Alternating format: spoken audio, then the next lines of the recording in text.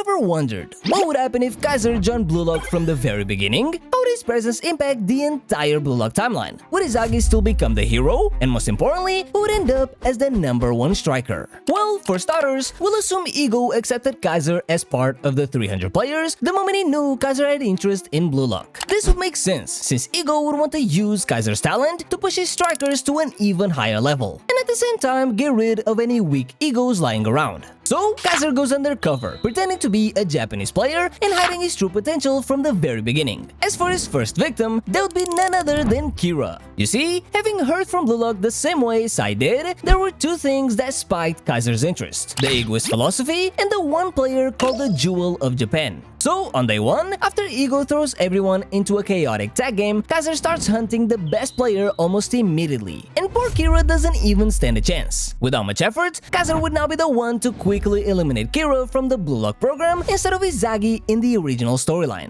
And because of this, Izagi doesn't get his first feeling for his ego. That would happen later on during the first selection. Now, as expected, Kaiser will be joining Team Z alongside Izagi and Bachira, and his first real test comes against Baru and Team X. Now, in the original storyline, Team Z gets completely dismantled 5-1. But in this version, something happens that nobody expected. You see, watching Baru's King Ego and his natural striker skills, Kaiser had finally found his victim #2. He would completely ignore all players in Team Z, including Izagi, and fully focus on Baru instead. And well, at this point in the storyline, Kaiser would be at a much higher level than first selection Baru, and so he would finally show Blue Lock a little bit of his true potential. He would proceed to completely dominate Team X and score all 5 goals by himself. This would not only crush Baru's ego, but would completely shock Izagi and the entire Team Z. Now, because of this, Team Z would start celebrating. After all, the fact that they now have such a strong striker on their side would mean they would easily qualify to the second selection. Or so they thought. Because, unexpectedly, Kaiser would decide to take a back seat instead of dominating the entire selection. You see, even though he had his meta vision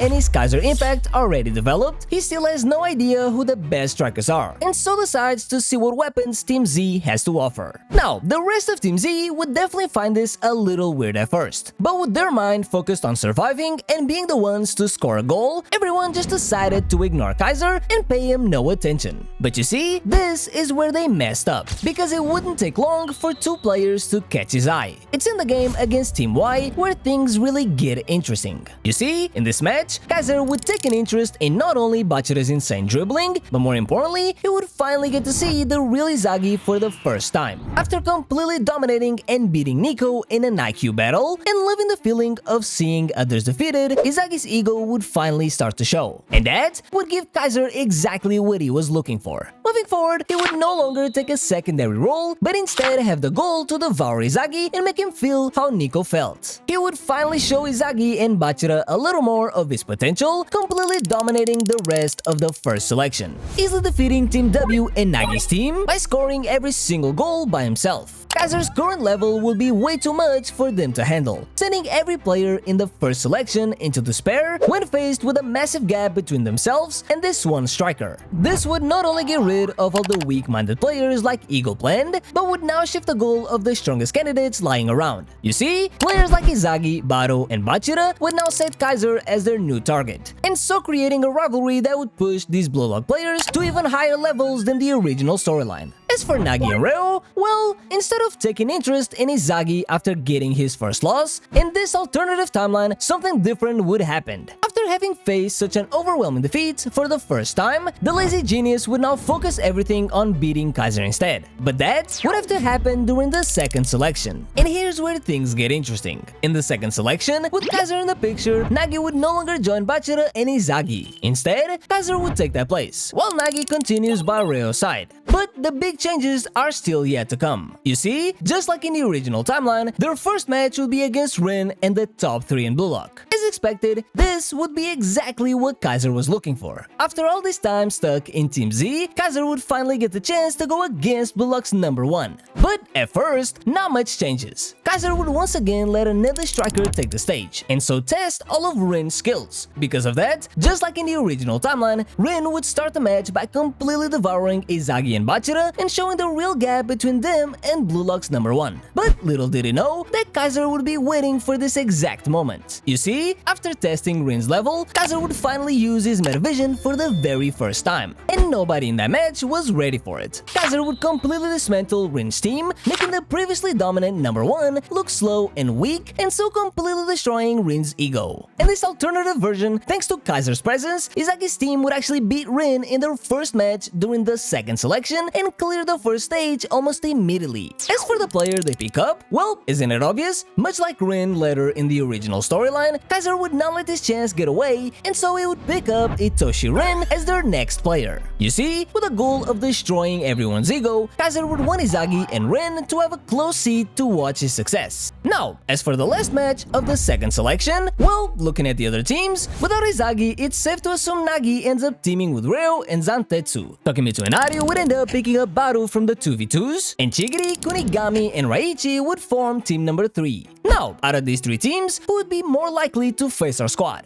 Well, without Rin or Izagi leading the way, Takemitsu and Aryu's team, as well as Chigiri's, would struggle massively to beat a team led by a genius like Nagi. So, let's assume Nagi's team wins and ends up picking up Baru to join their squad, making our final matchup Kaiser's team versus Nagi's. But let's be honest here, no matter who the opponent would be, Kaiser would not only be able to handle it by himself, but with players like Izagi, Rin, and Bachira on their side, no team in the entire program would stand a chance. They would easily go on to clear the entire second selection, and so be the first squad to reach Blue Lock's third selection. Now, like everybody else, they would still get demolished by the World 5 team, with the only minor change being that instead of Rin scoring the lonely goal, this time it would be Kaiser doing that. Which brings us to our first real Blue Lock rankings. In the third selection, Kaiser would easily take the number 1 spot, with Ego stating that no one in the entire program is close to Kaiser's level, which would fuel the fire of the strongest candidates even more. As for the rest of the rankings, well, not much would change. Rin would be number 2, Shiro falls to number 3, and everyone else follows, with a major difference being that Nagi would no longer be ranked. From now on, instead of Rin and Shiro bumping heads and getting Shiro expelled from Blue Lock, that never happens. After all, Shiro is no longer in the top 2 ranking, meaning Kaiser and Rin would be the new duo instead. As for the rest, well, Kaiser would just continue to dominate every single match, Rin would be the closest one on his level, while Izagi, much like in the original story, would finally trigger his metavision for the very first time. And here's where things get interesting.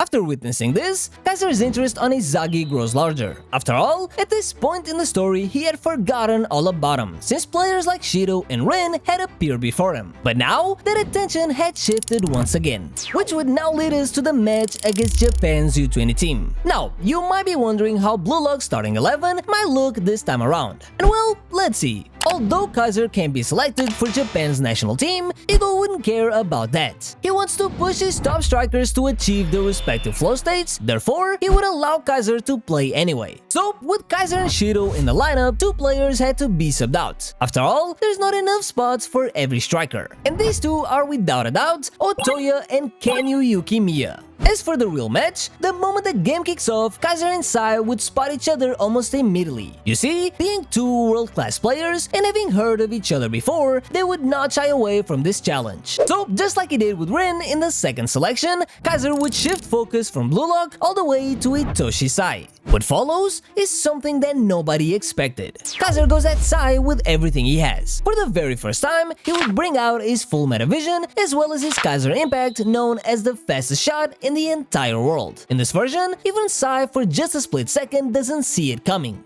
So Kaiser would draw first blood, but Sai is still Sai after all. He would adapt, read, and immediately figure Kaiser out. By the end of their duel, Sai would still come out on top, devouring Kaiser just like he did to Blue Lock in the original storyline. After all, despite how much stronger Kaiser is compared to Blue Lock, at this time, Sai is just a level above. But here's what changes everything about this match. You see, having spent 3 entire selections chasing Kaiser, Ren and Izagi would also be at a completely different level compared to the original timeline. Because of that, Blue Lock would go on to control this match more cleanly than they did before. And so, just like it was supposed to happen in the original storyline, after witnessing the pathetic state of Japan's U20 team, Sai decides to leave the squad at halftime. Which means, Blue Lock would win the match in a way more dominant fashion than before, and Izagi would not be recognized as Blue Lock's hero. Now, after the victory, Ego gets full control of Japan's national team, investors pour in, and the Neo Egoist League begins. happens. Izagi would still pick Bastard Munchen, Rin picks PXG, and everyone else ends up in the same teams as the original timeline. And here's where the truth comes out. You see, just like in the original timeline, during the tryouts for the Bastard Munchen lineup, Kaiser would still interrupt Izagi in the same way he did in the show. And this time, with his true identity nonetheless. He would finally reveal himself to Blue Lock and so tell them that his entrance in Blue Lock was all a big calculated move. This would make the Blue Lock players feel betrayed, making any link-up on the field completely impossible. From now on, they refused to play Kaiser's way, which would completely kill the chemistry of the German squad and so dividing the team even more compared to the original timeline. And here's where things change the most. Despite Izagi still starting on the bench, it takes him no time to get control of the team. You see, thanks to Kaiser's undercover play, he's now stuck on relying only on the German players that previously played with him, meaning Izagi would get the keys for the rest of the team, and because of that, he'll be able to flourish a lot more in the Egoist League than he originally did. This would anger Kaiser more and more, and so the two would still become rivals after all. Now, as for the matches in the Egoist League, well, compared to the original timeline, Bastard Munchen and PXG would be at a much higher level than before, and so would easily run the entire league once again. You see, it was thanks to Kaiser joining Blue Lock from day one that the top players in the entire program were able to evolve at a much faster rate. Just like Ego predicted, Kaiser's involvement did not only get rid of all the weak links, but thanks to him, the competition between the top players went up exponentially, elevating the level of play and so bringing strikers like Rin, Izagi, and Shido to levels they hadn't reached before during the Egoist League. Because of this, no team in the Egoist League would stand a chance against these two squads. For one, Nagi never separated from Ryo during the second selection, never got to beat Kaiser, and so he would never find his own individual hunger. Because of that, his ceiling would be much lower than in the original timeline, with Nagi ending up being eliminated from Blue Lock once again. And as for the Italy Ubers and their defensive tactics, well, here's where things get even more interesting. Since Izagi never dropped down with Nagi during the second selection, they never got to play Baru in the elimination match. Because of this, Baru never got over his King mental block and so never evolved past his own fears. Without this, we would never get to see Baru's evolution, which would not only weaken his version in the Egoist League, but it would also take a hit on Uber's chemistry and their overall tactics. So, PXG and Bastard Munchen would dominate every team from Manchan City, Barcha, and all the way to the Italy Ubers, setting up for the final matchup where Bastard Munchen would still come out victorious, with Izagi devouring both Rin and Kaiser and finally taking the #1 spot. I guess we can say in this case, history would repeat itself. And after this, it's pretty simple. With much stronger competition from day one, not only would all the Blue Lock players be at a much higher level going into the U20 World Cup, but Izagi and Rin would now be able to compete with the best youth strikers in the entire world. As for Kaiser, he would go back to join the German squad, which would now also be at a much higher level than before. You see, not only did Kaiser help Blue Lock strikers get better, but he himself also evolved thanks to being in that environment. And much like in the original storyline, after his humiliating loss in the Egoist League, he would once again swear revenge on Izagi and Japan in the U20 World Cup, setting up for one of the most anticipated matches in the Blue Lock verse. Now, if you enjoyed this video, make sure to check out this one next, where I created an alternative scenario where Izagi joined a different team in the Egoist League. Go on!